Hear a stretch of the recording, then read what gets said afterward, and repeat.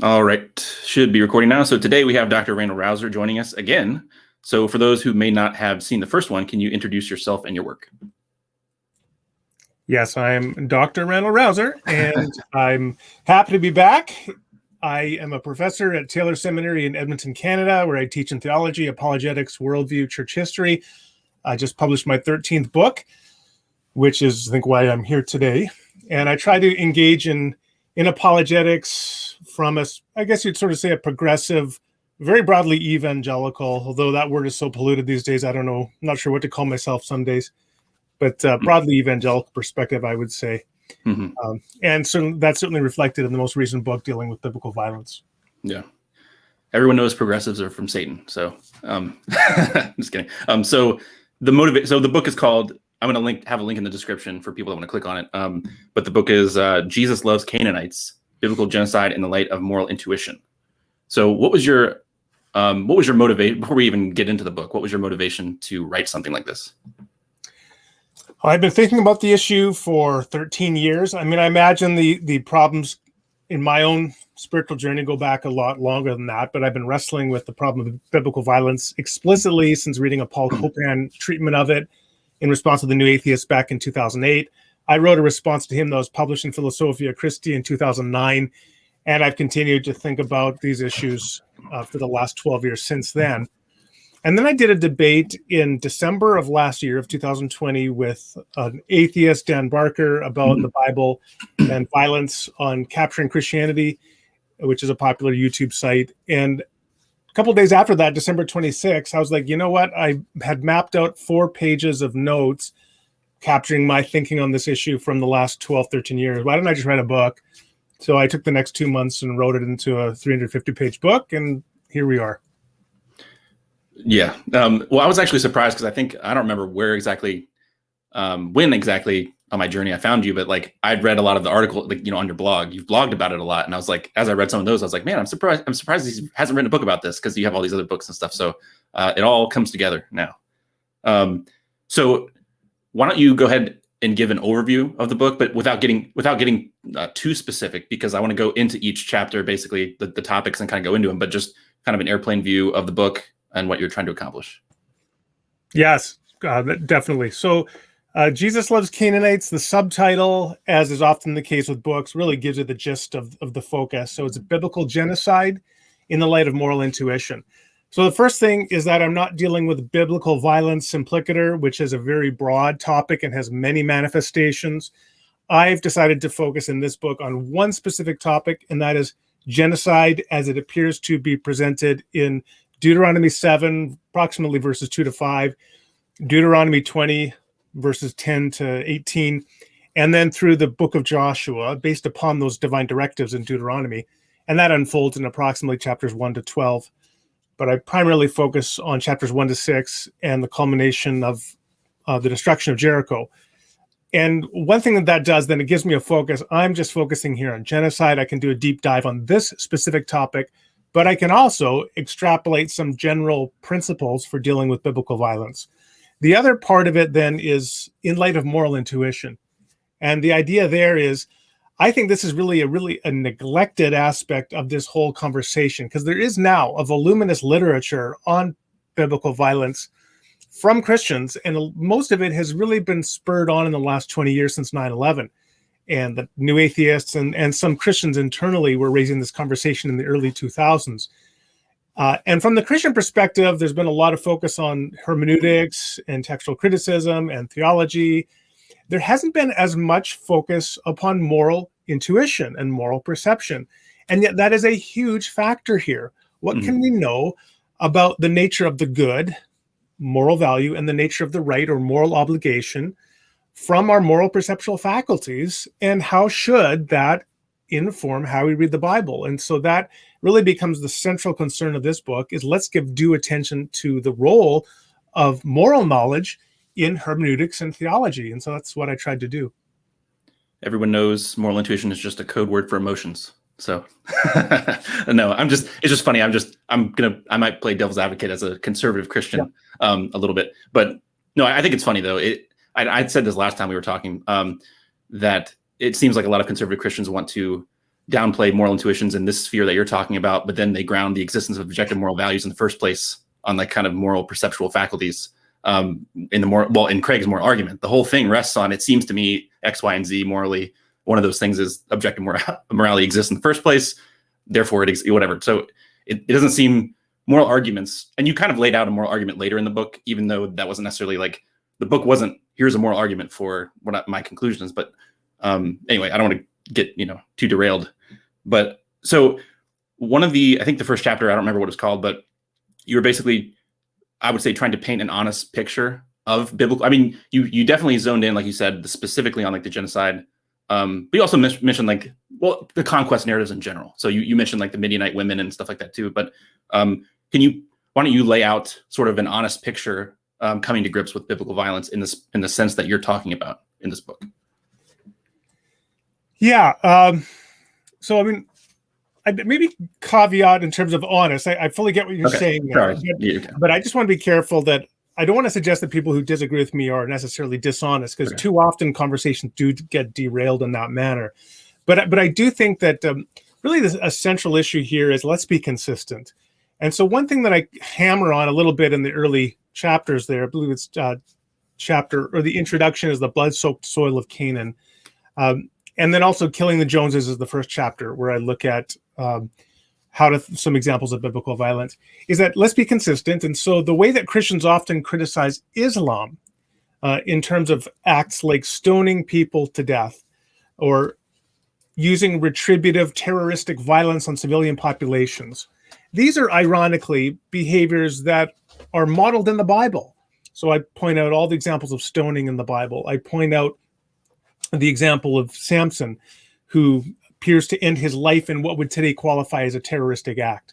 So I said, if we want to condemn Islam or some other religious or cultural expression because of its violence, then we have to recognize that violence in our own texts and be consistent in how we address it. And so the first challenge then is to really come to terms with that. And as you know, I talk in one of the chapters about how Christians often inure themselves or from this violence. In other words, they keep it at a distance. They allow themselves or enable themselves not to see it when they read the text. So we need to have an honest reading of the text, and then we can begin to wrestle with the problem. Right. Yeah. When I was using the word honest, I didn't mean like to imply that no one can self-consistently be honest and like have a certain interpretation. I just meant like in accordance with reality was more how I was using the term. I think we would agree with, I think we're in agreement about like how you're interpreting how the text is at least depicted, God behaving or whatever.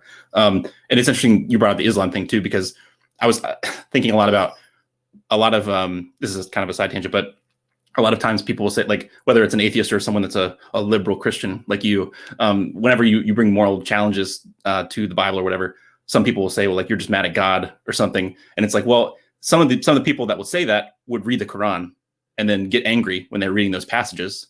And then are they mad at Allah because they think he exists deep down or something? Because they get, their moral intuitions are triggered by something in the Quran? No.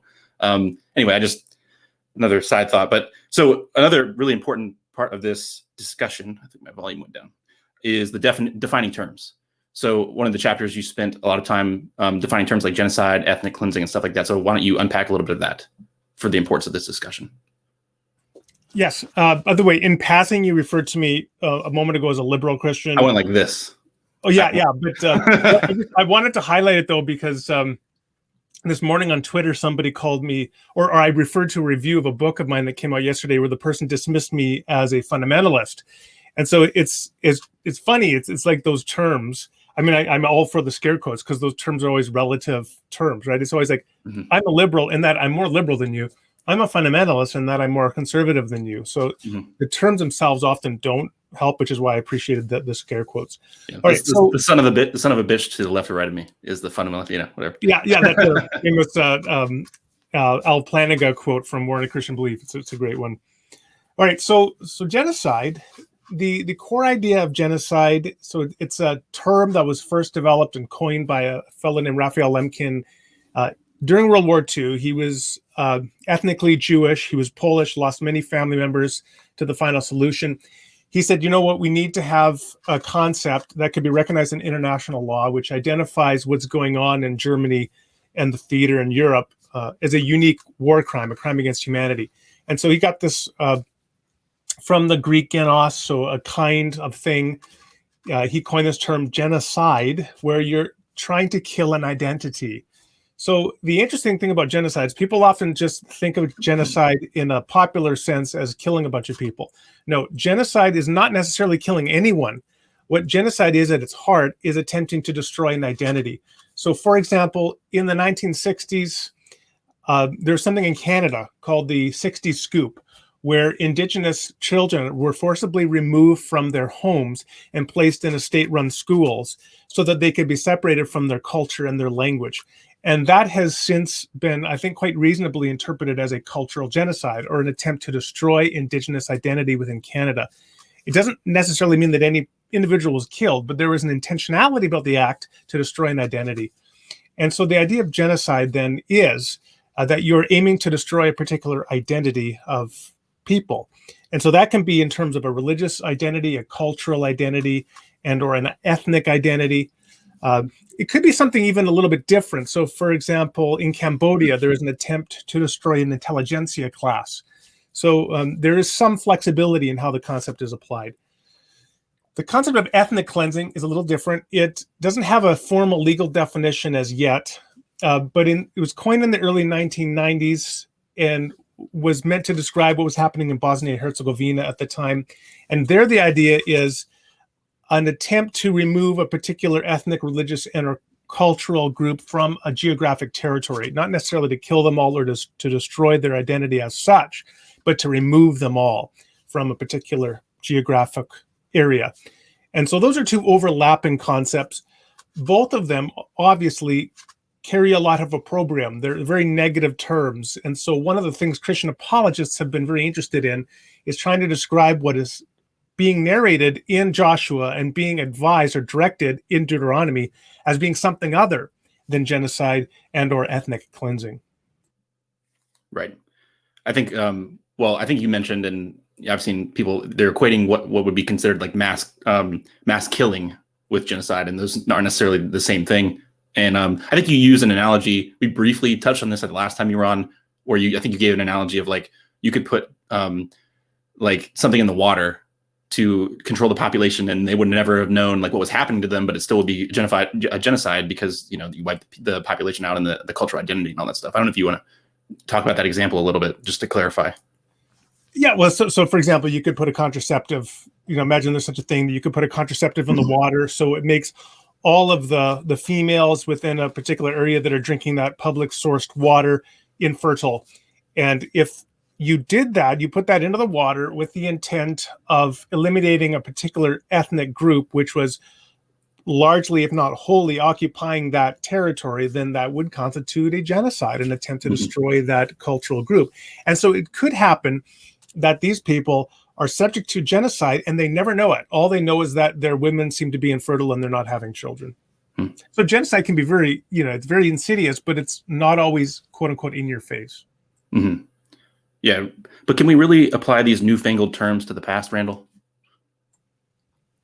Well, it's interesting. As you and I have this conversation just south of my border, so in the United States, the president of the United States has just come out and said that the 1915 attempt of Turkey to eliminate the Armenians was a genocide.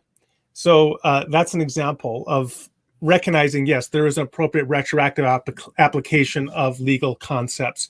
So it's not, quote unquote, anachronistic. Mm-hmm. In fact, a point I make in the book, the fact is that Raphael Lemkin coined this term, and then it was only later applied to the final solution when it was adopted in the United Nations after the final solution was concluded. So if you couldn't apply it retroactively, you couldn't apply it for the very event for which it was coined to describe. So that would be an absurd conclusion. Right. Occasionally I'm going to say stupid things to push you, Anyway, so how one of the other chapters I found humorous, well, not just humorous, it was good too, but so how is the Bible Disneyfied, whatever you pronounce it. So you kind of Disneyfy, I don't know how I would pronounce that. Disneyfy the Bible. And you gave a couple, I think it was omissions, misrepresentations, distractions, and blunt effect were like the four ways that you kind of like, well, people will try to take these texts and tame them, as it were, in one way or another. So can you elaborate a little bit on that? Yeah, so I give the example at the beginning of that chapter that when my daughter was young, she loved the 1951 or whatever it is Disney movie Cinderella, and of course I grew up with that movie as well. That was my interpretation of the popular tale. So when I finally read the Grimm's version of Cinderella, written in the early 19th century, which of course wasn't the first example, it was just a sort of a codification for a Germanic audience of this famous European story. But I was quite shocked at the violence in the Grimm's version. So, for example, the two stepsisters, one of them cuts off her big toe to fit her foot into the slipper. The other one cuts off her heel. Birds come down at the end of the story and they peck out the sister's eyes. So it's just a very, very violent story. And I'm like, wow, I don't remember this in the Disney story. And so then this becomes a term that I use then for how we come to read the Bible, that it gets Disneyfied. All the violence and the offense is stripped away in the popular narrations going back to Sunday school. And there are these at least four examples of how we do that. I use the acronym Over My Dead Body as a mnemonic to remember it. So over, O is omission. So when we tell the story, we remove problematic details. My is miss, representation. That's where we skew the presentation of it. D is distraction. So dead is distraction. So we often give, for example, a moral story. Here's the moral principle behind this. And then B is blunted affect. So body is blunted affect. And that's where we relay the story, but we don't convey the emotional response that would be appropriate if we heard that in any other context. So a simple example to give is the way that the story of the destruction of Jericho in Joshua 6 often gets narrated going back to Sunday school. So omission, we remove all the descriptions of the mass slaughter of the population. It's just, the walls fall over and they get the city. Misrepresentation, we present it as a battle when in fact it's a full-on invasion, and the Canaanites of Jericho are locked in their city, terrified, and they're neither coming nor going. They just want to be left alone, but no, they get invaded. It's not a mutual battle. D, distraction, we then give a moral principle. So, for example, we say, well, the Israelites trusted God, or do you trust God as well in whatever he asks you to do, even when it doesn't make sense, like marching around a city? And then blunted affect, well, we relay it, the shocking details, but without the appropriate emotional response. So he said, and then the Israelites went in and they killed everybody in the city, and we move on. And you don't stop how horrifying that proposal is. So when you are inculcated from a very young age into Over My Dead Body, you learn how to read the text in a way that strips away all of the violence, keeps it at safe distance at arm's length, then you've effectively Disneyfied the Bible. Yeah, I was gonna bring up the this teaches us to trust God or whatever, but Tim Keller says that Joshua is the greater Jesus, or that Jesus, whatever. What I'm trying to say is that Joshua is a type of Jesus, and that is what we're that's the message ultimately. I remember reading there's the Gospel Transformation Bible that Crossway put out, and what you're saying, like the Disneyfy stuff, like reading all these stories, and like instead of rigorous notes or whatever, it's just like kind of devotional notes, gospel centered devotional notes. And so you get like the story of like the conquest narratives, and it's just anyway, it's a little bit interesting. It's kind of employing the strategies that you're mentioning right now in the notes. So I think that's pretty interesting. So how do you think that moral intuition fits into reading the Bible well, at least from your perspective as a Christian? Let me just give a quick comment on Joshua and Jesus. The first thing that pops into my mind here is, in terms of a parallel or analogy comparison, you have something like in Matthew 25, 41 and 46, Jesus talks about what's going to happen to sheep and goats. And he says, the one group you will go away into eternal punishment, but the other into eternal life. And so the people who advocate for eternal suffering in hell say, well, there's a parallel here, right? You have, if the one goes into eternal life that never ends, and the other has to be eternal suffering that never ends. Well, there's another school of thought, and that's the annihilationist, who says, well, there is comparison, but there's also contrast. So there is a huge contrast between eternal punishment and life. Life is the fulfillment of the end for which we were created from all time. Punishment is the destruction of the self. And you read that elsewhere, such as Matthew 10:28. Beware of those who can destroy body and soul in hell. And so the annihilationist says, hey, we should actually read this both for the parallel, but also for the contrast. And so the eternal destruction, the final punishment, could be final in that there's no coming back for it. It need not entail a perfect comparison at every point, such as ongoing existence forever. Now, hopefully people are still tracking with me, because I want to then move back to Joshua and Jesus. There are some parallels, many parallels between Joshua and Jesus. You can see a type and a type relationship here, as with you can find Jesus in all sorts of other places. That doesn't mean there isn't also stark contrast. And so one of the things I would really want to emphasize there is that there is also a very stark contrast in the way Jesus and Joshua both seek to actualize the kingdom of God. Now, I blathered on for so long that I need to be prompted to return to the important question you did give me. Well, let me input. No, I definitely think I wasn't. Again, I wasn't suggesting that someone like you can't read Jesus back in the Old Testament, even though you have a certain interpretation of violence in the Old Testament. So my main point was just that someone like Tim Keller, who has a rather conservative view of the Bible, though not everyone might know it, depending on how he presents himself, is trying to make these kind of same comparisons in ways that I think are not as productive as the one that someone like you might read into the text. That was my point, but yeah, go ahead and continue. Give me like 2 seconds. Sure. Okay, so I brought my dog, and he's almost 18, and he's like flopping around on the floor because he doesn't stand very well. So I'm just going to hold him. So Okay. it'll be quieter. So my apologies for that. But in terms of the question, so I need a prompt to return to the next question you asked. How does moral intuition fit into reading the Bible well? Yeah. Excellent. So this is one of the places where, of course, people point out, well, but moral intuition is fallible. And I say, definitely it's fallible. But so is our interpretation of the Bible fallible. Right. In fact, all of our cognitive faculties are fallible. So the fact that something is fallible doesn't mean you don't draw upon it to inform your reading of Scripture or your process of theological reflection.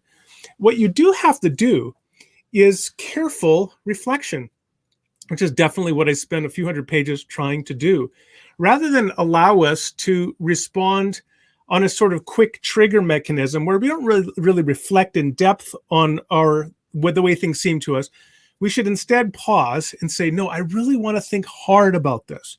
And so test my intuitions to see whether they are really vindicated after a long process of reflection. And so the way that I do that is by developing this model and said, you know what, let's think about genocide, which is being narrated in Deuteronomy and Joshua. It's being described there, and ethnic cleansing. And let's think about it with a contemporary analog. And so then I give a lot of space explaining why Rwanda, the genocide of 1994, is a very close, in my view, a very close analogy and a helpful one for what would have happened in ancient Canaan. And if we are horrified by what happened in Rwanda, and we are incredulous at the idea in principle that God ever could have commanded such a thing, we have to be consistent and apply that moral insight back to our reading of what happened in Canaan. Right. I want to make a little side comment, though. The strong foundationalists are triggered by the suggestion that certain faculties are fallible. So I like to mess around a little bit with this. So the other thing too, I actually want to point out, I think you would agree with this, but like even so, imagine you spend a lot of time kind of going over an epistemology with regard to like moral perception stuff. And I want to say too that I'm still, like I've said before, I'm still working out my views on moral ontology and like how that all works together. But even if someone listening to this is an atheist or whatever, and they're unsure, you can still kind of use a certain sort of argument, sort of like, if morality is objective and I'm somehow connected to it, then I would think X, Y, and Z based on my moral intuitions. Like, so for example, you might say like, if morality is objective and I'm connected to it, then I would know rape is wrong. Therefore, blah, blah, blah, or genocide is wrong. Just using certain examples. I'm just trying to like, I don't know who would watch this and be like, well, I'm not convinced objective morality is real. And I'm saying you can still sort of run certain arguments from moral perception, even if you're not necessarily convinced in objective morality against problematic views of the Bible. Because, obviously if theism is true or whatever, like, anyway, I just wanted to give that out, to anyone watching that. What are your thoughts on that? So I'd have a couple things. So one thing, first of all, is that this is an argument, in a sense, this is an internal conversation for Christians. How do you read the Bible? And so Christians, I mean, to my mind, any Orthodox Christian accepts that there's such a thing as objective moral value and objective moral obligation. Hmm.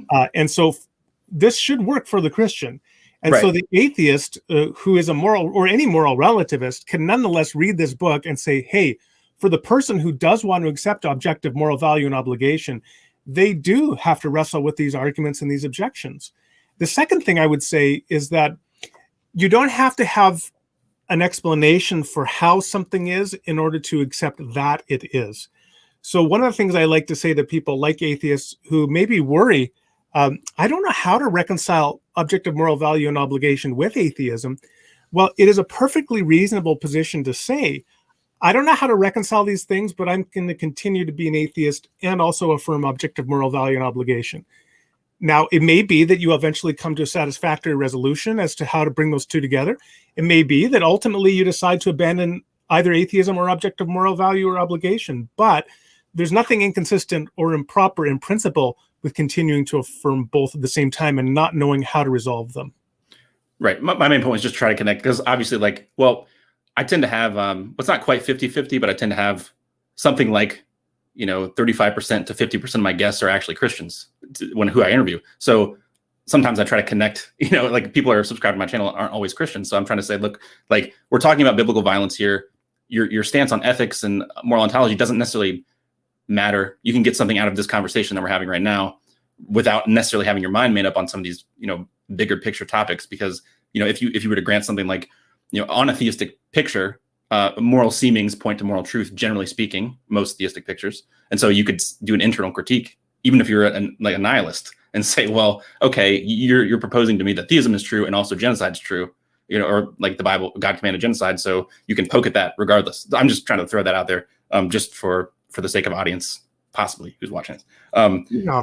I would just say one quick thing. Certainly, a point that I make in the Bible is the only, like, if you go through as I do in the book, the thick narrated examples of what occurred in Rwanda in 1994. I think the only people who are not viscerally moved and repulsed by that and grieved by reading that are people who are, in some sense, cognitively dysfunctional. So I would say like a clinical psychopath, somebody who doesn't have the proper moral perceptual grasp of value and obligation in order to be repulsed by the descriptions of women being raped and then disemboweled, for example. But whether you're a moral objectivist or subjectivist, whatever your meta-ethical system is, we're all, I think, viscerally moved by that. Right. And you have to wrestle with that however you go forward. Definitely. So, and this is kind of actually perfectly tying into the next question, which is, can you talk about the importance of sort of getting our head out of the clouds, as it were, when it comes to reflecting on some of this stuff? Yeah, so that's an illustration. I like that reference there. It's an illustration that I get from this fellow who he flew in World War II, and he dropped napalm-laced bombs on the French countryside for the Allied war effort. I never thought twice about it because he was up 30,000 feet above the clouds. The bombs disappear into the clouds, and then you just maybe see a little flash far below. Afterwards, when he visited and realized what the bombs had done, he came to terms with the moral horror of it. And so really, I think this is often this is an appropriate analogy for the way that Christians often think about biblical violence.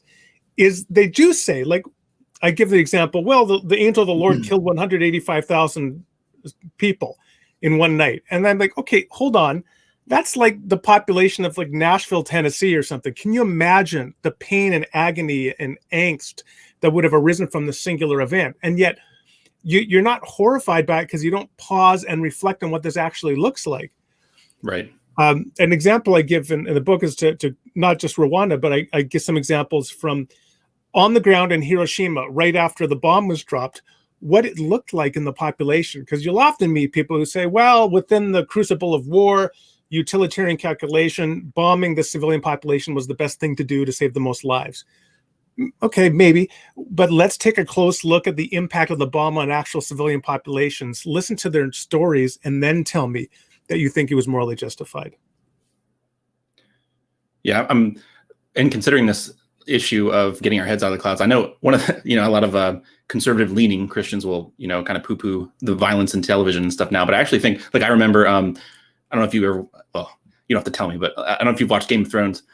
Some Christians might be displeased if you have. But anyway, like there was a scene where a father sacrifices or burns his daughter alive for success in war, basically child sacrifice to whatever. And like that's one of the most, like, at least on television, one of the most like gut wrenching, because there's so much story that builds it up. It's like I think she was like 12 years old or something, and they burn her alive and as an offering to, like, kind of.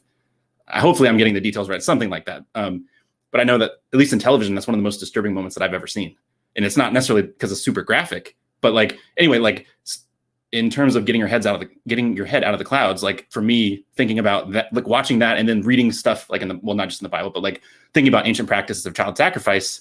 Like you said, like your moral intuitions are like it has an effect on them, and rather than just kind of thinking about them in an abstract way, it's like looking at something like this playing out, even if it's in fiction, is different than like, well, God commanded, the Israelites to just, kill women and children. Like, well, okay, you can think those thoughts, but if it's disconnected from like the ground, then you might be going wrong.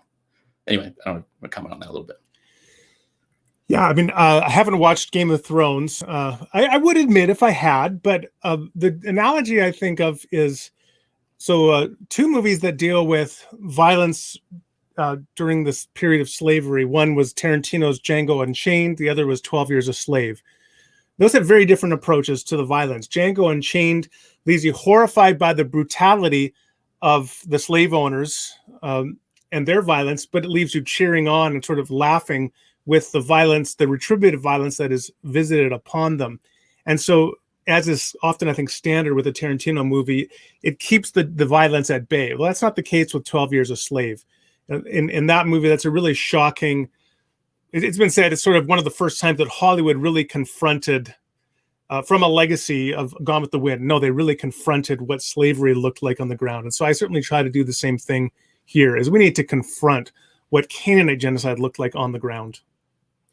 Yeah, and so you already kind of gave a little bit, several examples, like World War II, like you went through the bombing, and then you also talked about execution.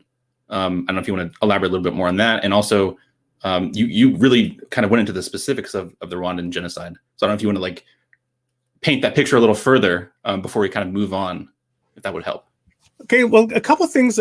So I read a book called Botched Executions, and it was quite interesting about the history of killing people in the United States as a state-based penalty, back to hanging in the 19th century on through electrocution, and then gassing briefly, and then lethal injection beginning in 1978.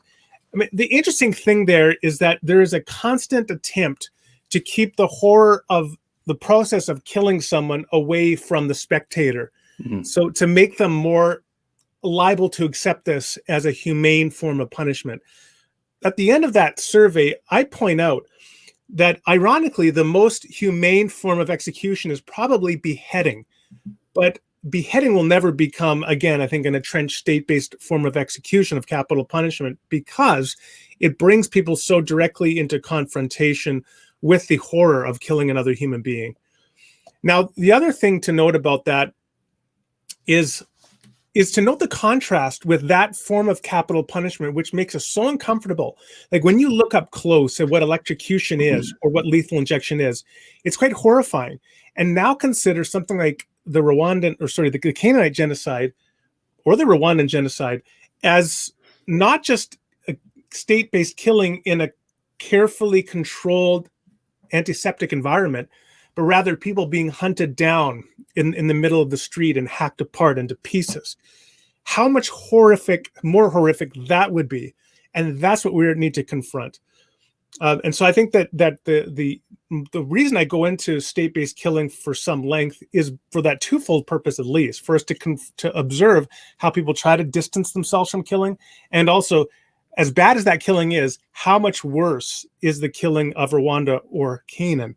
Now, in terms of some of the details of Rwanda, I think one thing I would just want to highlight here that I think really comes out is the brutalizing effect on the genocidaires, on the people who are complicit in and participate in genocide.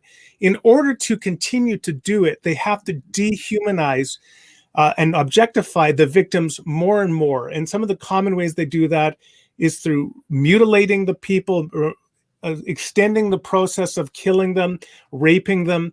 Those are actually, ironically, they're coping mechanisms for helping to get themselves to develop to reconcile, to remove the cognitive dissonance and the resistance they naturally have toward killing. You treat this person even worse, and that ironically helps you to cope with the fact that you've just killed them and tortured them. So that participating in a genocide is destructive of the souls and the communal or national identity of a people that participate in or are complicit in the genocide.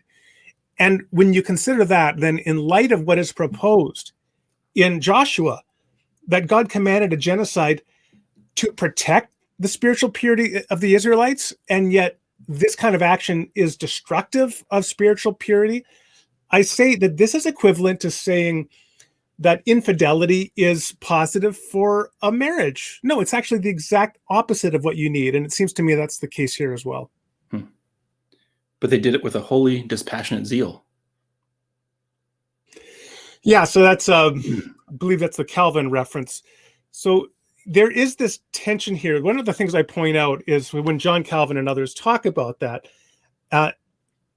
the irony is, like, on the one hand, if you think of people killing one another with dispassion, that's in a sense even less human. It's even more robotic and frightening to think that a person can just go through a crowd and hack up little children and women and the elderly and the handicapped and not be moved by what they're doing. I'd almost rather have them have a righteous, indignant fury when they do it than to be dispassionate. But ultimately still, you also have to say whether you're passionate about it or you're distanced from it, it's horrifying either way. Yeah. Yeah, it's interesting though, like the pointing out that people that do this sort of thing tend to engage in other behaviors that are like extreme on top of what they're already doing. In a way, it's almost like a way of doubling down. Like I'm definitely right. And it was interesting. I was actually, because I was finishing up your book today, I actually watched, I think it was it was on YouTube, but it was a documentary on the Rwandan genocide. Because I was just thinking, I hadn't thought about it in a while. So I watched that, and I was watching stuff about like the Japanese army in World War II and like some of their practices and stuff like that. So it just I went down like a YouTube hole, like after, like as I was reading your book as well. And it was interesting that it seems like people, I don't know, it just, yeah, you made me go down a YouTube hole with all this stuff. So thank you. Thank you for that. Another thing I would say too, as far as like, I guess putting boots on the ground as it were, there's a documentary, I don't know if you've seen this one, that's called The Vietnam War by Ken Burns. It's on Netflix.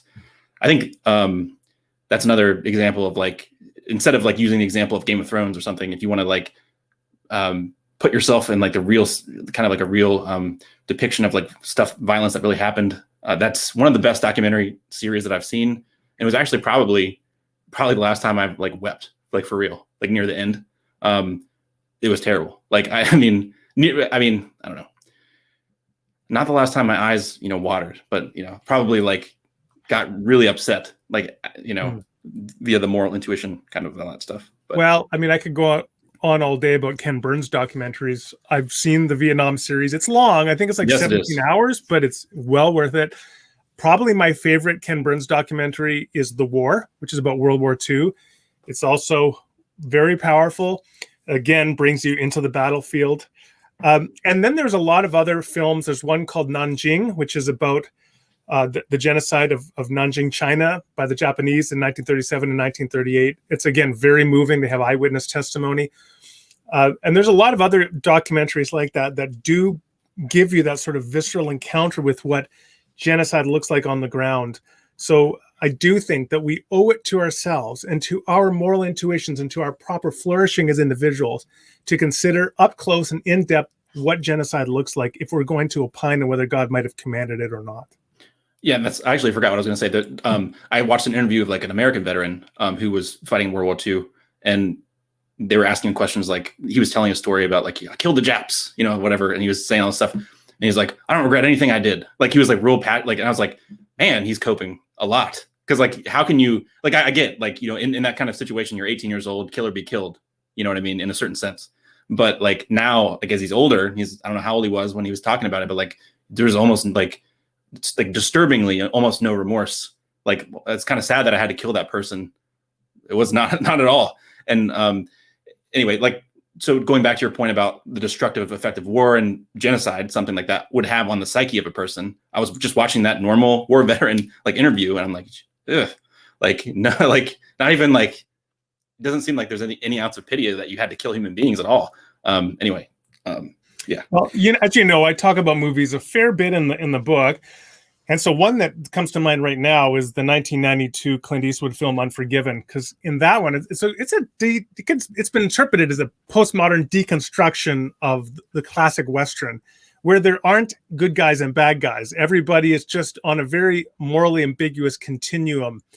And there's a scene there where this young guy who has a lot of bravado, a lot of gusto, he's like a real tough, macho guy, and he kills somebody else. And then later on in the film, he's shivering, crying in front of the fire because of what he did. That's what killing another person looks like if you're not a psychopath, or if you haven't already inured yourself from it.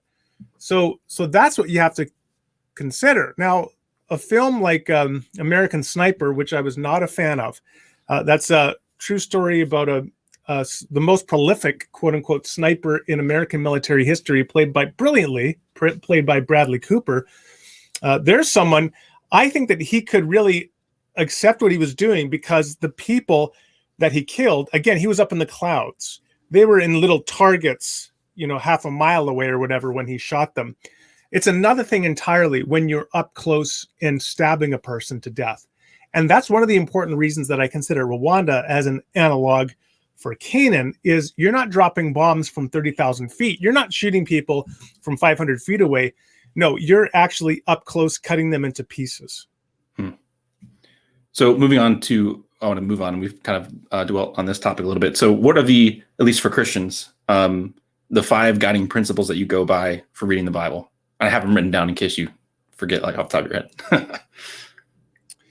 head. Yeah, I can. Let me just pull them up here. I once had. Give me a second.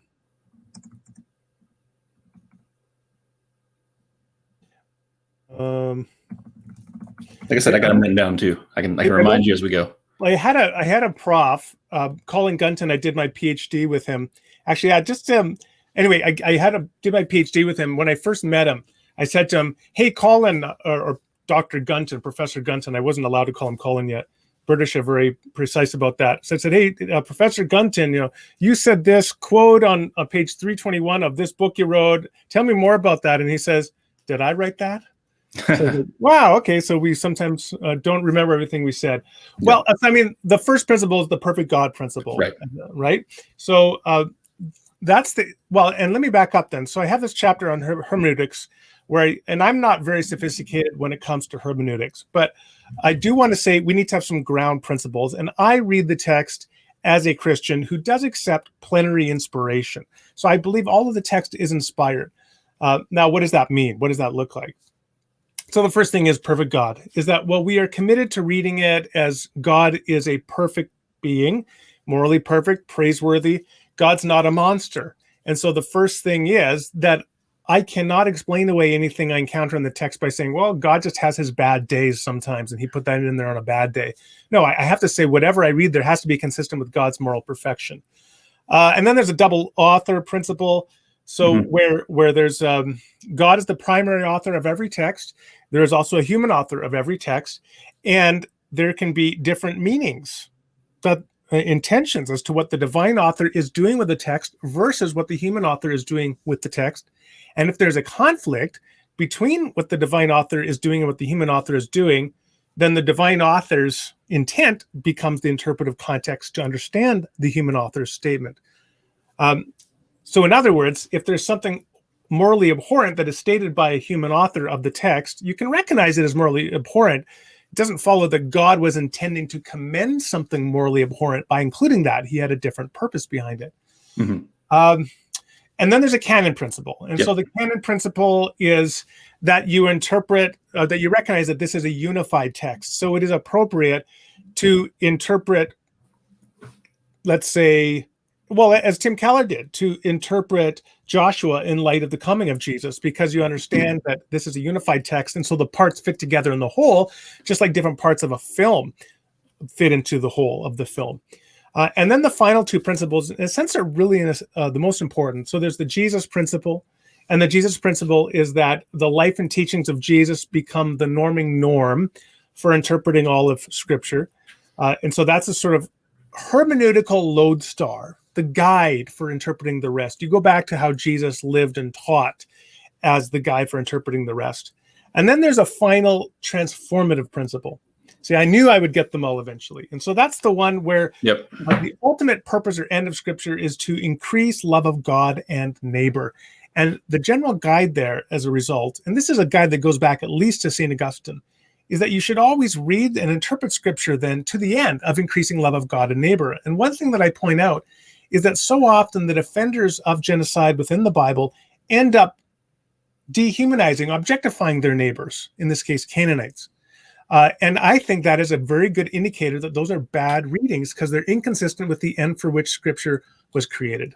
Well, back up for a second. I thought you were a Marcionite. Yeah, that, of course, is a popular statement that's thrown around. I note in the book in passing that Greg Boyd actually called me a neo-Marcionite of a type in his, I think, magisterial book, 2-volume Crucifixion of the Warrior God.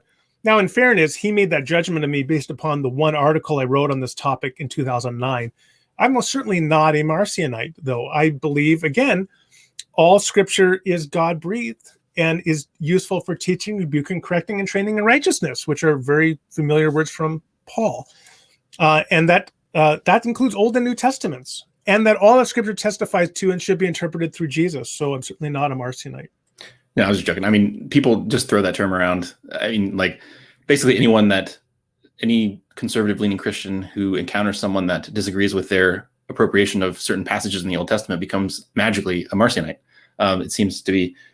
Also, there's no discontinuity between Jesus and the Old Testament, so I don't know what you're talking about. Anyway. Well, see, one thing I would just want to say there is the Old Testament is, of course, as you know as well as anybody, is a diverse collection. And so there are some voices in the Old Testament that are inconsistent with Jesus, such as the voice of the imprecatory psalmist. You also find, however, in Leviticus, the call to love your neighbor. So you have to read carefully. And we shouldn't, as people often do when they throw around the Marcionite label, is they just think in very simplistic terms about the tension between Old and New Testament gods. Of course, it's much more complex than that. And as you know as well, there's a lot of violence in the New Testament, such as eschatological violence in Revelation, which also has to be interpreted. Yeah. No, it's just funny to me that people will comment, forget the specific person, like they share their deconversion story. And one of the reasons was, at least, obviously there's tons of reasons why people either convert or deconvert from religion or whatever. But like one of the things that bothered them, at least, was a seeming discontinuity, or like, the messiness of the Bible bothered them. And it's like the response from certain Christians is like, well, you just don't really understand the Bible. It's like, come on. Like, I mean, it's not like that's not an internal debate for you as well. It's not just like the atheists are saying that the Bible is a mess in certain respects, mess, depending on how you view the Bible. It's an internal conversation that is happening and has happened historically within Christianity as well. So it's just sort of frustrating, at least on my end. I just wanted to, some of this is venting on my end as well. So I think that in terms of whether something is messy or not, depends on what is the purpose, what is it there for. Here's a really, I think, an interesting, actually just popped into my head, an interesting analogy. So there have been these really popular playgrounds in North America that we've all grown up with in the last 40, 50 years, when everything is set into little boxes and that. And especially in the last 25 years, there's been a real move to try to make playgrounds safer and safer and safer. But there's been a trend going on actually since the 1970s for, I think they call them like free play parks. They became popular in parts of Asia and Europe, where they have things like hammers and nails and wood strewn about in an empty dirt lot, and then tires and blocks of wood, and they encourage kids to go in and have fun. And the interesting thing is that when the kids are invited to do that, there's actually often fewer injuries, and kids naturally recognize when there's danger, and they then adjust their play behavior to the fact that there are nails in the playground, for example. And so you could look at that free playground and you could say, that's just a mess. Well, it all depends on what your assumptions of a good playground is, or what a playground is for. But it could be that that is actually the best playground for the nurturing of young children. In the same sense, you can look at the Bible and say that, well, the way the Bible actually is, well, that's a mess. We expect the Bible to be like the North American playground. Maybe it's actually more like these other free playgrounds where you're invited to go into the dirt lot and get yourself dirty and hammer a nail into a piece of wood. Yeah, I was actually near the end. I was going to kind of talk about, well, I mean, probably because it was like, I guess the last chapter of your book, I was going to get there. And like for most of this, I'm not going to be pushing. I'm just trying to get, because again, as I've said more than once, my goal with like talking with Christians is like to show atheists as well as Christians that there's other alternatives for Christians than just fundamentalism. So if there are Christians that happen to be watching this, like go read Randall's book, and you don't have to believe this, what I would consider, I'm not going to say it. You don't have to believe certain kinds of things to be a Christian. And, at least for atheists watching, not all Christians are fundamentalists. So anyway, but I want to put a pin in that and come back to what you just said a little bit later. So what's the importance of control passages when we're talking about this stuff? So like you gave an example of like God's omniscience. So God's depicted in certain ways in the Old Testament where he like changes his mind. And then there's other places where it's like, you kind of almost have this like classical theistic depiction of God, whatever. And regardless of where someone is on a theological spectrum, they have control passages that they use to interpret other passages in light of them. And how to use that sort of observation in reference to biblical violence. Well, let me give what I think is maybe the most important control text here. When Jesus was asked to summarize the law, which is, I think, going to get us pretty close to what the whole scripture is about, he says, love God with all your heart, soul, mind, and strength, and love your neighbor as yourself. And neighbor is clearly, if we look in the Gospels, is not just the insiders to your belief community. Neighbors are outsiders. Neighbors are women in a patriarchal, misogynistic society. They're Samaritans in a Jewish society. They're the poor in a society that values the rich, and so on. So time and again, or they're people who have diseases in a society that looks upon those diseases as dirty and other. So our neighbor is everyone. In fact, it's the people you want to love least. So if you're not getting that, then you're not getting what Scripture is about and what the law is ultimately about.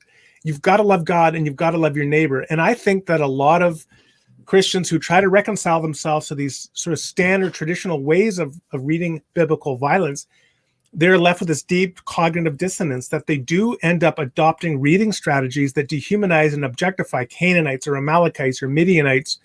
And that is just fundamentally dissonant with the call to love our neighbor. That is, let me give you the illustration of dropping the pebble in the pond. The impact of the pebble, of course, radiates out throughout the entirety of the pond. And that's the way you should think about Jesus, that when he says, love your neighbor as yourself, he's not saying, in this new dispensation, this has now kicked in a gear. What he's saying is, this applied to ancient Israel too. If they were not loving their neighbors themselves, and that means the outgroup of Canaanites and Midianites and Amalekites, then they were likewise failing in the very essence of the law. Yeah. So, but the Israelites love the Canaanite babies because they were just transferring their location from earth to heaven, though. There are, yeah. I mean, I like the as they were hacking them to pieces. Yeah. They were showing love. I appreciate your deadpan way of delivering lines. You've done it a few times. And I do appreciate it. And you don't have to kind of say I was just being ironic or whatever, because if people don't get it, they don't get it, right? But I think that what you are nicely highlighting there is how inhumane many of the apologetic justifications can be. And yes, that is one of the apologetic justifications that otherwise I think very intelligent, sensitive, and kind people that I know personally have offered. They've said, well, because this was such a corrupt society, then killing the infants was really a kind of mercy that it sent them to heaven. And I have to say, you just got to take a step back and think about what you've just said. And of course, the irony is that many of these same people are people that are ferocious about being pro-life in utero, right? They want to protect fetuses in utero, and yet they're justifying the execution of Canaanite infants as a form of mercy. It's just this profound cognitive dissonance. Yeah, I that's one of the biggest disconnects. I mean, I've actually written a blog post about it in the past where like I've interacted with someone who they gave like an argument, like I don't remember what the argument was, but it's like killing an innocent baby is always wrong. Abortion kills an innocent baby, therefore abortion is always wrong, or something like that. I'm like, and I was, I poked back and I was like, what about, like, what about the Bible? What about the babies in the Bible? Like, were they just specifically guilty for some reason, or like, if it's this original sin, then those, the aborted infants are guilty too. If you're just going to say like, well, all infants deserve to be killed, but they're spared because, they've got this inherited guilt. If you want to go that route, then your argument fails because they're not innocent in the first place. So according to your definition, so like, it just, regardless of whether you want to go that way or not, there's just some cognitive dissonance involved in these kinds of positions. I definitely agree with that. Yeah. So the one thing I would say is, inhumane theology begets inhumane theology. So if you're going to try to say, well, I've got to justify hacking apart Canaanite infants, well, then you can say, okay, well, we could just say the whole human race has imputed guilt. So technically, God could command you to hack apart any individual, whoever they are, and it would be justified because they have sin imputed to them, even if they're born a handicapped anencephalic infant. And I have to say, okay, I can see your logic here, but I think simply what you're reflecting is how the inhumanity of your theology is just propagating more inhumanity. It's not counting in its favor. Yeah. Well, the next the next couple sections or couple chapters go through the different responses to biblical violence that people have. And the first one is the chapter, something called like the genocide apologists. And first of all, that's mean. Why would you call them the genocide apologists? I don't like that very much.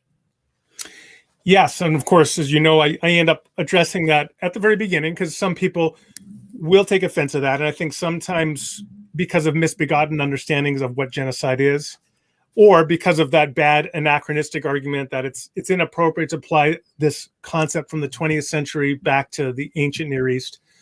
But the bottom line is these people are defending actions which they believe occurred in the ancient Near East, and those actions do indeed meet the legal definition of genocide. So if they're going to be an apologist for those actions, whether they accept it or not, they are de facto apologists for genocide. And so the first thing we have to do is a proper labeling. So it's not meant to get a rhetorical leg up. It's not meant to straw man. It is actually meant to be accurate. And we can only understand what position is being really proposed to us if we have an appropriate label for it. Yeah, the one of the very interesting things of that chapter was the discussion of Clay Jones near the end, and I don't know if you want to talk a little bit about that. Some of the implications of what he was saying about America specifically. Yeah, I think is a pretty horrifying. But again, remember I said inhumane theology begets inhumane theology. Mm-hmm. If you begin with a commitment to be an apologist for an inhumane act, your apologetics will be inhumane. And his most certainly is. So he argues in this, I think it's 2009 Philosophia Christi article, that the very same sins that were attributed to the ancient Canaanites, which justified their genocidal eradication, would likewise apply to contemporary America, which in his view is committing the same sins. Now, really the evidence he provides is I don't want to be dismissive and condescending here, but it's really laughable. Like, I mean, I recognize American society, just like any society, is imperfect, right? But for example, he says, well, the ancient Canaanites, and I mean, his evidence that bestiality was widely practiced in ancient Canaan, I think is just, he's far overreading the evidence. But then he does something similar in contemporary America. As evidence that Americans are open to bestiality, he cites lyrics from a Metallica song and from, I think, a play. And he says, because there's this Metallica song with like bestiality lyrics and there's this play that refers to bestiality as a theme, that's evidence of a general trend for bestiality within American society, which is part of the cumulative case to justify, by implication, the genocidal eradication of the American people. And how are you doing this? And he's a professor at I think Biola, like at a conservative evangelical school. The thing is, at Biola, you could lose your job for not being a dispensationalist. but you can be fine arguing by implication for the moral warrant of committing genocide in the American population. There's some deep cognitive dissonance going on. I know you can't say this, Randall, but I'll say it for you. Clay Jones is an idiot. I know he's not real. I'm just saying, like, I was like, as I was reading, I've read, I may have read what you were referring to before, but I don't remember because I was doing some research on this before. But like, just being reminded of it, like, I don't know. I was like, man, I'm very tempted to be mean, but I will not say anything else. Yeah, I mean, when I do want to say something about calling him an idiot. I know you don't really mean that, but I want to put it like this: people are better than their theology, and I think we do need to keep that in mind. That often people end up arguing things because it's just an implication of their views, and I do think it is best explained in terms of a cognitive dissonance. I mean, I think that Paul Copan obviously comes in for a drubbing in my book. But I'll say I think Paul Copan is one of the nicest people, really. And I'm not, this isn't hyperbole. He's one of the nicest people I've met. He's a very kind person. And so we always need to remember that there is a person behind the argument, and we can critique the argument, but recognize there may just be a cognitive dissonance in how that person is relating to their own argument. No, I realize all these things. I just have, I don't have to. One of the things of, I guess, not being a Christian anymore, I can have a little fun with my rhetoric. I don't know. I clarify, but I'm just having fun here. But so you were referencing Paul Copan. So the just war is the next sort of interpretation, and it's interesting too. Like, obviously, the way he approaches it in some ways is definitely an improvement from the genocide apologists. But you give some criticisms near the end, which I think are spot on. So why don't you outline their approach and what you think of it? I do appreciate what Paul Copan and Matthew Flanagan in particular in their book, Did God Really Command Genocide? What they try to do. And I do think that book is one of the most important books written in the last 20 years on biblical violence, right up there with Greg Boyd's book, The Crucifixion of the Warrior God. It doesn't change the fact that I think it's deeply wrong. So what they do try to do is say, hey, with an appropriate nuanced interpretation of the text, we can see that what is actually going on here conforms more appropriately to the classic standards of just war theory rather than to genocide. And so some of the points they make is that they argue, well, in fact, they were targeting Jericho, Ai, etc. Were not actually cities. These are best thought of as military outposts, and so they're largely military populations. They point out that the language of driving them out of the land is actually more common than the language of completely eradicating the population. And so they say if you put these things together, well, they're targeting the military outposts, but they're driving out the rest of the population from the land. And so they have a few other things like that. Like they say, well, some of this is hyperbole for effect and so on. Here's one of the couple basic things that I'll just say about this whole paradigm. Well, the first thing is that this is still, at the very least, ethnic cleansing. And so as I say, it's a little bit tough when your defense is to trade one war crime for another, right? The next thing is it's also fundamentally unjust because if the Canaanites are really as wicked as the apologists claim they were, well, then they would have just all worried about themselves and left behind all the weakest, most vulnerable people and less mobile people. I actually highlight this quote that is in Flanagan and Copan's book, where they talk about the less mobile populations of Canaan and what would have happened to them, which is just a nice euphemistic way of saying that all the handicapped people, the elderly, the infants that were left behind would have been hacked to pieces by the advancing Israelite armies. How is that, again, a justified approach? And how is that not destructive of the very soul of the Israelite people who are commanded to commit these actions? So, I mean, those are some of the problems there. I just think it's a fundamentally unworkable paradigm. Yeah, I think, well, you used an analogy, but one of the analogies that popped in my head was it's basically like genocide apologists in a fancy suit. That's one way. I forget, you used another analogy that was similar to that. It's kind of like just a dressed up version of the other one. It's just, there might be like minor improvements on the surface, but ultimately what they're describing is still actually a genocide, because you went into that as well, and like kind of the details of what they're saying is still would classify as a genocide legally. And then the next, do you have anything more that you want to say about that before we move on to like the spiritualizers? No, that's fine. Yeah, there's certainly much more I do say about it in the chapter, but yeah, I just think that I say if you drill down and summarize everything that Copan and Flanagan are committed to in terms of what actually did happen, I do think that would meet the legal definition of genocide and certainly of ethnic cleansing. And the fact that Copan and Flanagan try to say it's a moral cleansing, I mean, that just gives me chills. I mean, I think that that's a really chilling way to describe the actions. Right. So, and then the next two chapters are improvements. So the spiritualizers is the next one. So why don't you talk a little bit about that approach to these texts? So the spiritualizer, this is an approach that was widespread in the early church.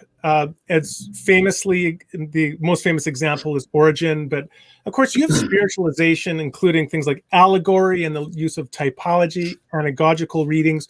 You have that very popular among people like Ambrose.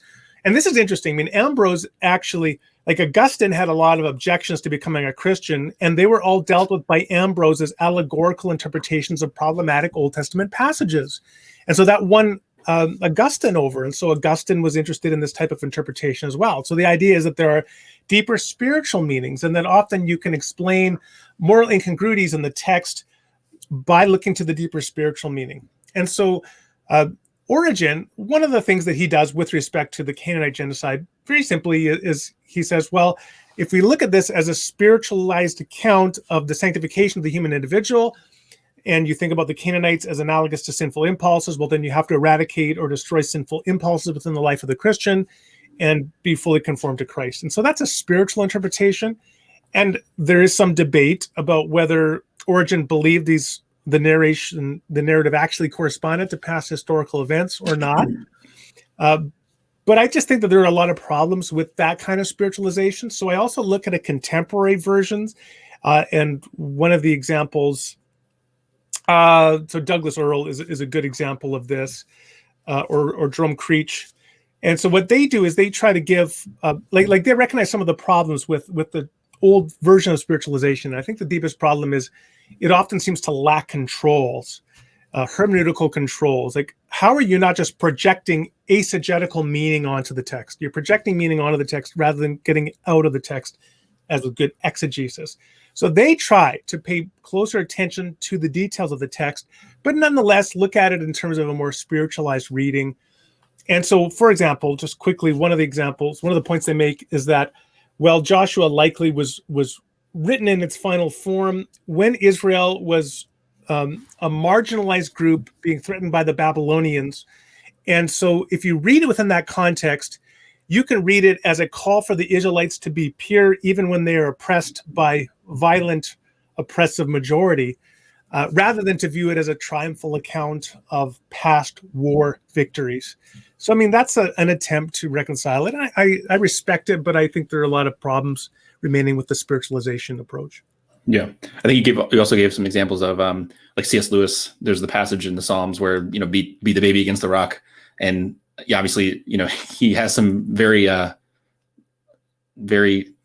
sharp words against some of the psalmist rhetoric, and basically his solution is to say, like, well, I think it was like, this is kind of an analogy for sin, and you got to beat the baby of sin to death before it grows up or something like that. And obviously, like Gregory of Nyssa was disturbed by the killing of the firstborn with regard to the plagues in Egypt. So, well, that's another thing too, is I want to say, like, some people try to say, well, these moral intuitions you have are just the product of Western values. And it's like, well, I mean, in church history, you see people, trying to have different ways of reading these texts with their moral intuitions. It's not just some new thing that people are disturbed by, like the killing of children or something for, anyway, I don't know. What do you want to say about that? Two quick things. First is, as you rightly point out, and I mentioned Gregory of Nyssa in the book, is that these are issues that Christians did wrestle with back to the 2nd, 3rd, and 4th centuries. Right. That's why you had someone like Marcion. He was troubled by the violence. That's why you have other Christians like Origen and Gregory of Nyssa that are openly trying to resolve the objections that people have to the violence of the text. The second thing I would say is that we have developed and changed in our moral understanding in many ways in the last several decades and centuries.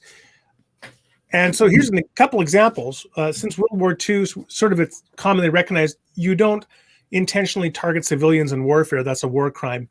Would you want to go back to the time when, no, that was commonly accepted as morally acceptable? Or another one, slavery. Of course, or Jim Crow laws, or women having the vote, or animals being respected, whether you want to talk about human rights or not, considering that sentient wellness of non-human creatures is actually a morally significant issue. These are all things that which we developed on in the last few centuries. If you went to an Anglican barbecue or picnic in the 17th century or 18th century, they would have a bear often at the picnic chained up, and they would stick dogs on it, and the dogs would rip the bear apart, and the dogs in the process would also be killed. And this was considered fun afternoon entertainment for families. And today we're like, that's horrible. Well, the fact that we've only come to realize as Johnny come latelys that this is wrong, does that mean we should doubt our moral intuitions now? I don't think so. Yeah.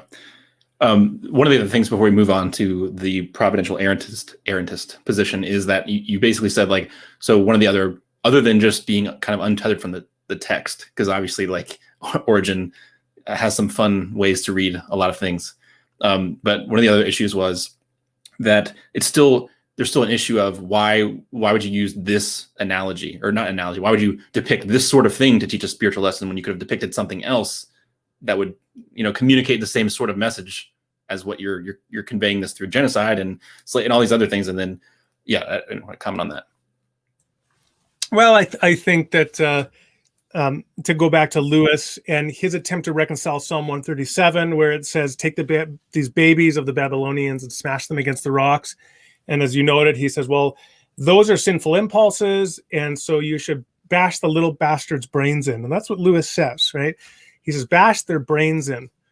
Now you can say, okay, that's a metaphor maybe for sanctification, but if it is, it's a pretty bad metaphor. And so I give an example in the book. You could also say that forcible rape is sanctification by that kind of logic.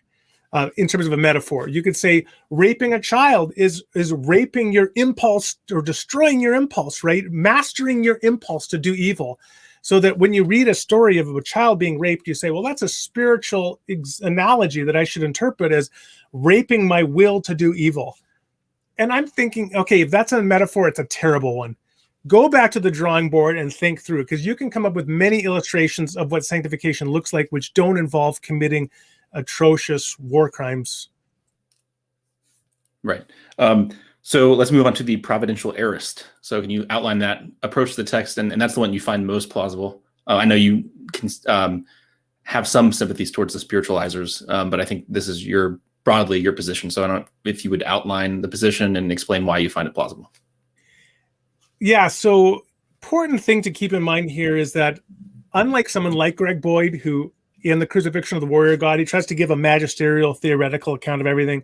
My ambitions are more humble, in part because of my limited skill set, no doubt, with respect to Dr. Boyd. So I just wanted to say, hey, there are many things that many avenues to explore. What I don't think we should explore anymore are genocide apologetics and just war theorists, which, as you said, kind of is genocide apologetics dressed up. What we should do is maybe explore spiritualization and then providential errancy. And so the providential errantist view is the view that, remember my second principle, that any biblical text has a divine voice and a human voice, and where they conflict, then it's the divine voice that is the interpretive control of the human voice. And so where there are moral errors, as I believe there are in the perspectives of the human authors, because I do believe it's wrong to commit genocide of civilian populations, rather than just spiritualize it, let's say, hey, maybe there's an error in the text and the error is there for a particular reason. And so to maybe go back to Psalm 137, again, the Babylonian babies dashed against the rocks, rather than just say, hey, maybe there's a spiritual meaning there that we can grasp, which is it's about sanctification. Maybe it's actually there because the guy was really angry at people who had hurt him deeply, and he hated them in that moment and wanted to kill their babies. That seems like a possibility. But the fact that God included that in the text doesn't mean that God made a mistake. It means that God is allowing us to identify and find ourselves in the anger and the rage and the hurt of the psalmist. But then if we read it Christologically through Jesus, who says, it has been said, hate your enemy, but I say, love your enemy, pray for those who hurt you, then we should ultimately read it in light of being conformed to the image of God in Christ, so that we engage with the errors within the text as they appear, such as the error about blessed are those who dash babies against the rocks. But we recognize that those errors are providentially there relative to God's intention of forming us into images of Christ. Right. So I think you basically said like, so with the cursing psalm example, someone like you would read that as like, okay, I can identify, I can empathize with the emotion that this person's feeling in the moment, but also in light of Jesus, I can read this and say, well, obviously, like, love your enemies and forgive them is really the lens through which we should read something like this, even though this is kind of including the raw emotional human element. Is that fair? Something like that?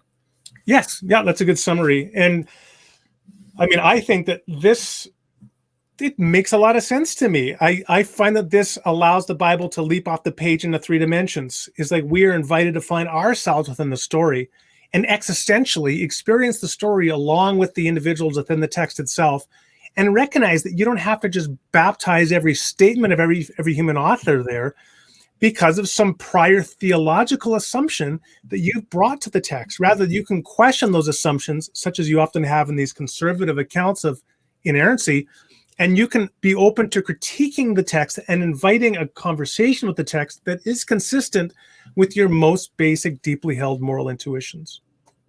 So I guess in a similar way, extrapolating from the example of the bashing the babies against the rocks, would you read like the conquest narratives almost as like, in light of Jesus, you almost see it as like a critique of that sort of behavior? Whereas it's in the narrative because you want someone to see the life of Jesus and the work of Jesus from your perspective and look at that and say, this is not how we do it. Is that sort of how you're viewing it? The reason that might be in the text from your perspective? Yes, I that's certainly a big part of it. And I also think that the new spiritualizers, as I call them, so people like Douglas Earle and Jerome Creech, do have insights into keeping in mind that we should interpret the text with the way it was formed, the historical context of the first readers and how they would have interpreted it. And so I think that is also complementary. It doesn't have to be either or. And you can always also just have a lot of questions left. Mm-hmm. We don't have to have it all figured out, and I'm okay with that. What I do want is to say whatever I do, however I interpret scripture, it has to be consistent with who I believe God to be revealed to in Jesus Christ. And that does mean fomenting within me a deeper love for God and for my neighbor. Yeah, I want to point out too, we didn't really talk about it too much in this so far, but like if someone's watching this that's a Christian that's like, still mad at Randall for all the moral intuition stuff, like there's also a whole nother issue of whether any of this actually happened the way that the Bible depicted it. And that's also, I think we're in agreement, like as far as archaeology and like all this other stuff, like it's not just that there's these moral intuitions that conflict with the text and therefore we just write it off, or someone like Randall just writes it off. It's also that like, as we learn more about like history and archaeology and stuff, like as depicted in the text, there's a lot of foundational stories that either didn't happen or didn't happen as depicted to be, at a minimum. And so it's not just people, reading moral intuitions back in the text. It's also all these other issues that undergird some of these. It's like a collective consideration. You're weighing your moral intuitions, you're weighing what we're learning about archaeology, and it's all of those reasons come together in certain ways to read the Bible. I don't know if you want to say anything about that. Well, I'll just give the illustration that I gave in the book that, because I echo all that. And so I think that often the irony is Christian apologists, they talk about how important history is for Jesus and that. And then they'll say, okay, look, we have like 1 Corinthians 15, which is sort of this basic early creed of the church about the resurrection of Jesus, which was likely circulating in Jerusalem in the 30s, just within years, if not even months, perhaps, of the death of Jesus. That's pretty impressive. But now let's shift to the Old Testament. And what we have is the time between when something was originally recorded, as likely happened with Joshua, and the original events is centuries, perhaps 5 centuries. And never mind the fact that the earliest copies of the text we have are centuries after that. So that we're on a different scale here. So I said the difference is like when the weather forecaster says, okay, the weather this afternoon will be sunny with a chance of rain. And then he says, here's the 2-week forecast, and 2 weeks from now, it'll be cloudy.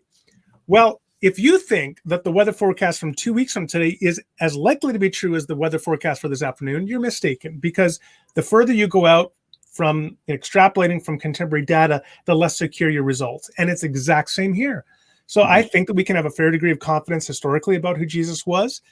I don't think you can have anything like that confidence in terms of archaeology and textual evidence for the historical events of ancient Israel. And if you then make your faith dependent on that degree of evidence for historical events in ancient Israel, you are likely to set yourself up for a crisis of faith. Yeah, but if you deny that stuff, you deny the gospel. Yes, it's this, and again, that's your droll delivery, which I appreciate. It is this sort of all or nothing package, right? And I think that you have to challenge that. You have to really think at the end of the day, what is Christianity about? Well, start with the Apostles' Creed.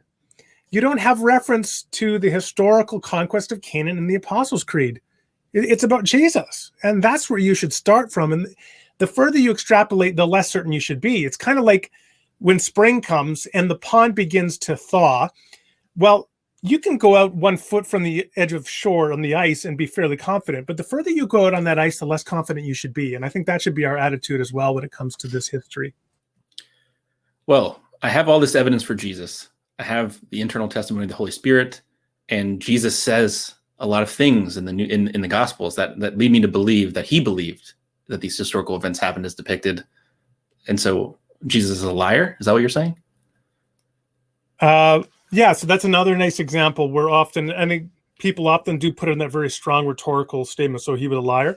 I think there are various different interpretations here you could have of how Jesus interacts with Israel's history. One is that part of the kenosis, the emptying of Jesus within the incarnation, meant that he non-culpably adopted particular beliefs of his contemporary time period, which were not essential to his mission, which did not involve any moral culpability in his part. And so he may very well, in his humanity, in his human development, as Luke talks about in Luke 2:40 and 52, he grew in favor, knowledge, and wisdom with God and human beings. He may have believed that certain individuals were historical that, in fact, were not. Another possibility is that Jesus was accommodating to his audience, that maybe he did know in his humanity that, in fact, particular individuals were not historical. And nonetheless, he spoke as if they were in order to make a deeper theological point. And the theological point was really his issue, not whether that person was historical or not. And his issue wasn't to disabuse people of every false notion they had about history. Having said that, I'll just say one more thing. I do advocate for a general conservatism with respect to biblical history, that I think you ought to defer to believing something is historical unless you have a good reason not to. I do believe that I present good reasons to be skeptical of the historical account as written in Joshua in the book, and that's why I adopt the skepticism about it. It doesn't mean that I adopt a general skepticism about biblical history. Yeah, I wasn't trying to put you on the spot or anything. I'm having fun because in the book you sort of have the skeptical, you raise them yourself, and so I'm just adopting the skeptical voice that is in the book already and kind of projecting it back to you. So you have an opportunity to explain some of this. And the last chapter kind of deals with the question, why isn't God clear?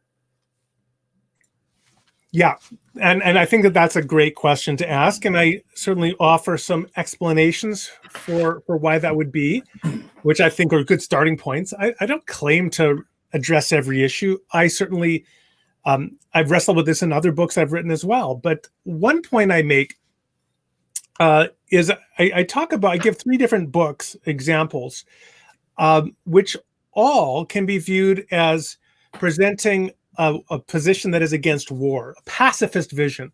The first one was an essay, War is a Racket. And it's a famous essay where this former general in the army, he critiques in modern warfare, and he uses a lot of facts and statistics. It's very clear, it's unambiguous. The second is a famous novel. And so Johnny Got His Gun. And that novel has been interpreted as a famous anti-war novel and endorsing a pacifistic vision, but it's a little more ambiguous for sure than an essay. And then I talk about another novel, The Red Badge of Courage, which has also been interpreted as an anti-war novel, but which is sufficiently ambiguous that some people have actually interpreted it as pro-war. And I explore the idea, well, Stephen Crane, the author, if he was in fact a pacifist, as I believe he was he being irresponsible in writing in a more ambiguous narrative to further his pacifistic vision? Or could that greater ambiguity ultimately serve his purposes and lead to a greater positive pro-social impact on how war is viewed than an overt, unambiguous essay? It's not clear to me. I mean, but the thing is that we can't conclude just by looking at these and saying, well, Red Badge of Courage is less clear, therefore it's necessarily an inferior treatment of war. I don't think you can conclude that. So that to the degree that the Bible is ambiguous, that we wish it had greater clarity on some of these issues, it doesn't follow that we can conclude that God was unjustified in creating and making the book that he did, in fact, give us. Yeah, I was gonna. This is like kind of tying back to what we talked about earlier. So it seems like, if I may be incorrect, but it seems like, so for you specifically, obviously it seems you wouldn't be wrestling with these questions if the quote unquote messiness of the Bible didn't perplex you at all. So it seems like you have independent reasons. So you adopt a sort of a reformed epistemology with regard to the Bible. I think one of the footnotes was basically like, you're not really reasoning discursively or whatever from like facts to the fact that the Bible is divinely inspired. Like, you read it and it seems to you that it is sort of like planning a sort of thing. Plus you got the historical evidence and all this other stuff within the broader context of Christianity. And from that foundation, you then work out inspiration, sort of. And so like, you sort of have the foundation laid, and then whatever messiness or quote unquote problems arise, you can sort of fit them into your theory, because you have a foundation of what you take to be good historical evidence for the resurrection, combined with personal religious experience, and then the rest flows out of that. Is that somewhat fair? So I think that most people, almost all people, the way that we form our beliefs is the way the world is. The world seems to present itself to us in a particular way. We have a starting point of engaging with things, and we work from there. And as objections arise to our interpretation of the world, if we're a rational person, then we engage with those objections and we try to address them so that we can continue to maintain our interpretation of the world. Now, sometimes, and I gave this example earlier when I talked about atheists who may not be sure how to reconcile moral intuition, but they do have it. Sometimes we're left with some degree of cognitive dissonance, and we can live with that. But you nonetheless keep on trying to resolve apparent tensions in your worldview. And so whether you're a Christian who starts off by saying, you know what, it just seems to me that Christianity is true, but then you have these objections and you try to resolve them. And that's what I tried to do in this book. And whether you're an atheist or some other kind of non-Christian, again, you have a starting point of interpreting the world and you work from there. So there's this famous illustration in epistemology of a raft at sea. You mentioned strong foundationalism earlier. Well, I think in many respects, a raft is a more accurate description of the human experience than building on a foundation. And on a raft, we're all out at sea, and we just sort of have an encounter with the world, and we're fixing our raft and modifying it in order to keep floating. But we're all fallible and we're all perspectival, and we all, if we want to be rational people, then we try to address the objections that come to us. And that's all I'm trying to do in this book.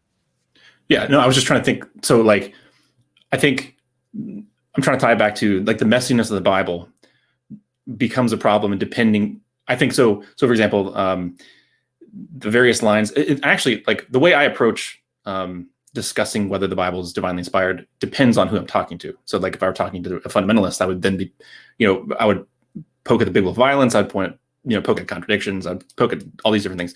Talking to someone like you, like I would just say, I only need the literal sense to explain the data in the Bible. I don't need the plenary sense, and the literal sense is simpler. But that's because I'm not as impressed as you are with religious experience and the resurrection argument. If I were more impressed with those, then I might reassess whether the messiness of the Bible is actually as much of a problem as I think it is. Does that make sense? I'm trying to... Well, I quibble a little bit, because I think it would be misleading. The one way that you can interpret what you just said is that I reason discursively from, I'm convinced of the evidence of the resurrection and evidence of religious experience, and so I conclude that this is therefore a revelation of God. And again, like the way that I used it is, I don't think we begin with this sort of discursive rational process. I think we all find ourselves, in a sense, on the field of human experience. Here we are, and we all are starting from a particular place, and then we reason from that place. So, I mean, I was born and grew up in a family that had Christian beliefs, and I inculcated those beliefs from a young age. Mm-hmm. And I continue to try to interpret it and engage with the reality from that perspective. And because I think I'm a generally rational person, my perspective has been modified in many ways in my engagement with the evidence. But it's not from a discursive starting point. That's just the thing that I would want to be clear on. It's from a different starting point, but it's not reason that I reason from premises to conclusion. It's rather, I've begun with this Christian perspective. I began with an assumption that the Bible is inspired, and then I'm seeking to give objection or responses to objections. If I can just give an analogy to compare me and you at this point where we find ourselves. So let's say that there's a famous writer like Ernest Hemingway. And then there's a letter that's discovered from the 1940s, which seems to be like a fairly mundane letter. But then there's evidence that Hemingway wrote this letter to this other person. Well, you might now, based upon the belief that Hemingway wrote that letter, you're going to now reread that letter and say, hey, maybe there's more literary merit here than I thought. Maybe it's more subtle and it's doing things that I didn't pick up on the first time. And so if one person believes Hemingway was the ultimate author of the letter, another person doesn't, they think just some average person wrote it, they will each probably be inclined to interpret it differently. It's the same thing with the Bible. So if you're at the point right now where you engage with the biblical text and you say it's just a human collection, well, then you're not going to have the same motivation to find a divine authorial intent behind every passage. I'm coming to it from a different perspective, equivalent to Hemingway being the primary author. And so I'll have a different approach to it. I think those are both reasonable starting points. And I'm certainly trying to be rational and continuing to defend my starting point against objections. Yeah. So when I was talking about like Reformed epistemology, I was talking about more like, it seems to you that the Bible's inspired when you read it. Like you get, not necessarily, I didn't mean to suggest that like, you're like, I mean, I guess maybe I'm being imprecise, but what I just meant was like, you have the seeming, like when you read the Bible, that God is speaking to you, something like that.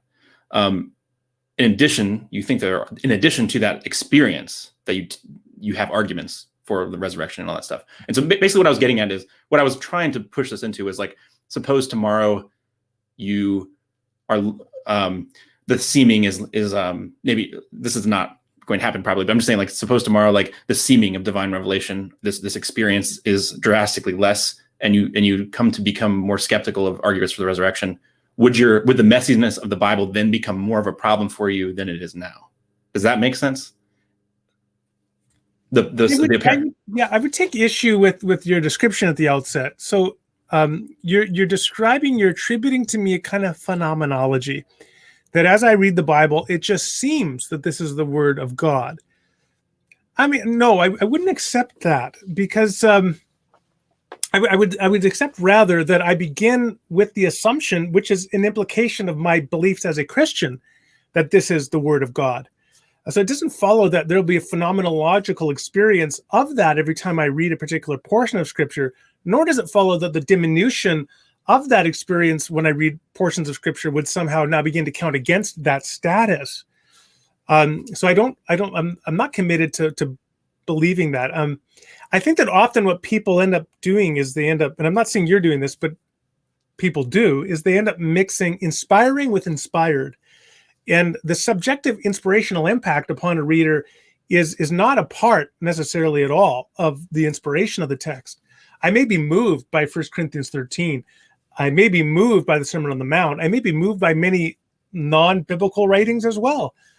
And I may be very unmoved by reading portions of Leviticus or, as we've been saying, of Joshua. But that absence or presence of a phenomenological experience is not part of it.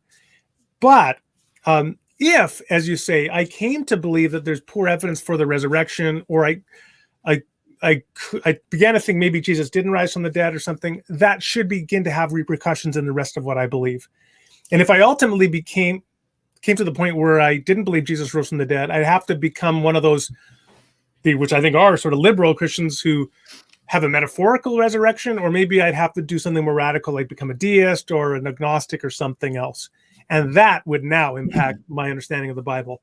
So that certainly could happen.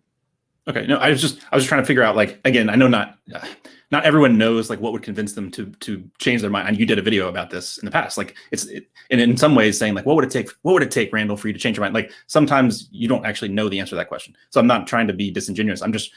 The idea I think is that like the way, like I'm imagining both atheists and more conservative leaning Christians reacting at the end of this, and their objection might be like, well, how can I, not like, they may personally now, like if they say, well, if I accept something like what you're saying, then the messiness of the Bible, that kind of messiness bothers me. Whether it's an atheist becoming a Christian, that messiness might bother them, or even someone that's a conservative leaning Christian now, like if I had to accept that kind of messiness, then that would kind of undermine my faith. And what I'm saying is like, is there like that of?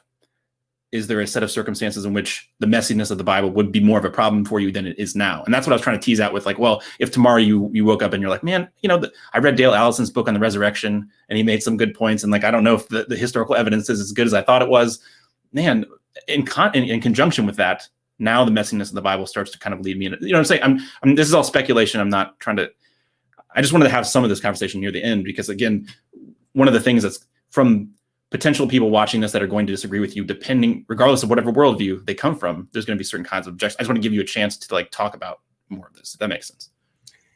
Yeah. I don't see messiness as such being an issue for me. I think that after having written a 350-page book on that, I'm fairly satisfied that I've broadly outlined what is a satisfactory approach. I note in the book that the very name of Israel refers to one who wrestles with God, and that's in the DNA of God's people, which I think Christians have often missed, that it's the willingness to engage with God or engage with the biblical text, ask hard questions, push buttons, raise issues that nobody else, that everyone else thinks are impious to raise. I think that's actually a sign of piety and of intimacy with God, that you are okay to do that. So it makes sense to me that the Bible invites this kind of tension in the reader and in belief communities. And I think, as I mentioned in the book, I have a background in English literature as well. And I think many of the greatest books and many of the greatest films are works of art that are still being debated by even the most sophisticated of interpreters, because great artists put layers of depth into their works. And I think you can see that in the Bible if you come to it from a Christian's perspective. Mm-hmm.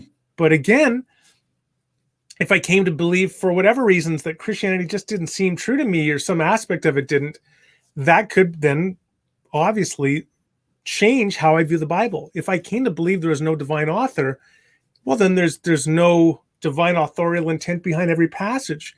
It's at most a diverse collection stitched together, perhaps somewhat randomly, by multiple human redactors over centuries.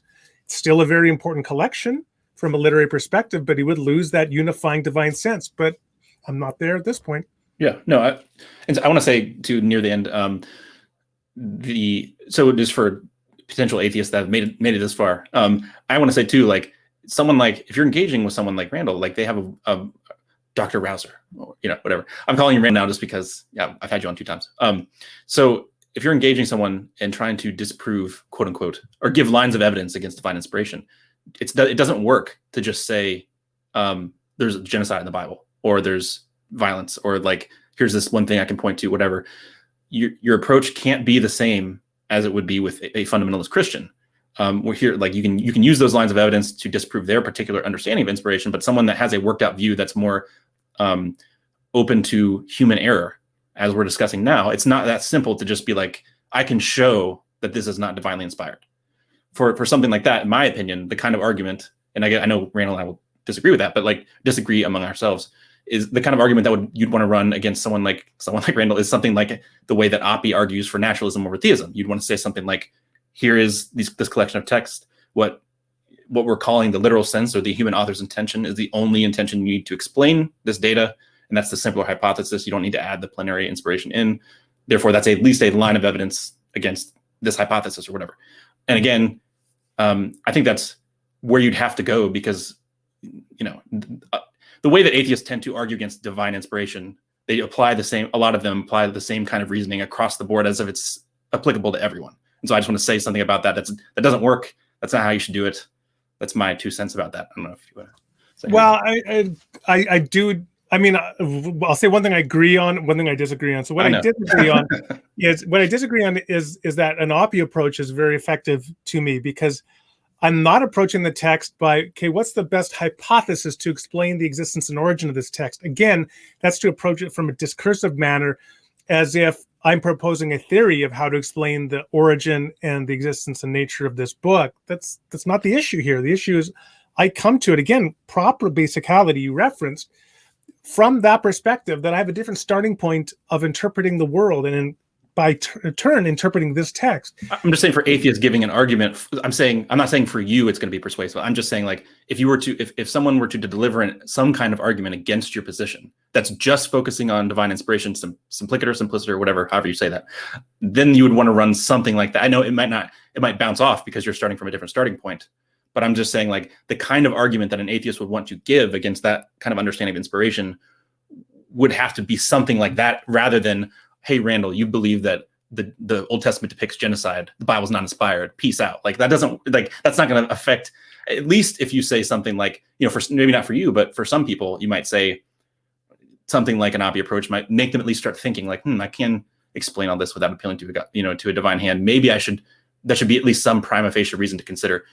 I'm just saying, if you were to run an argument against divine inspiration as such to someone that has non-fundamentalist view of the Bible, I think that's, from an atheist perspective, how you would try to argue it. Not that it's going to definitely convince you. Yeah. Does that make sense? Yeah. Well, so again, like, I'll just say that again, so get to the point I did agree on, is that I encounter this all the time from atheists, skeptics, other people that are outside the church and Christianity, many of which grew up in Christianity, that they right away dismiss what I'm saying because, oh, you're just denying what the text says, which of course is, I think, reflecting not like it's reflecting probably their own background as to how they've interpreted the text.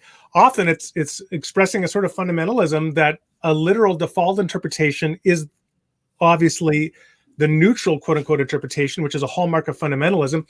It's also assuming that there is no divine voice there. So I don't find that helpful. And I agree with you that it's a misbegotten approach to what I'm doing. How I would try to argue against myself is not an Oppie approach.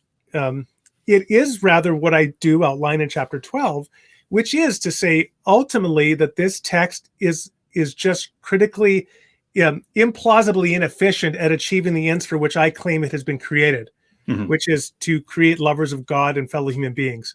Because there are too many examples of non-culpable misinterpretation where people end up doing awful things to one another because they non-culpably read something into the text that was inconsistent with the love of God and or neighbor. And God would not have authored a text that was that inefficient at achieving the purposes for which he allegedly purposed it.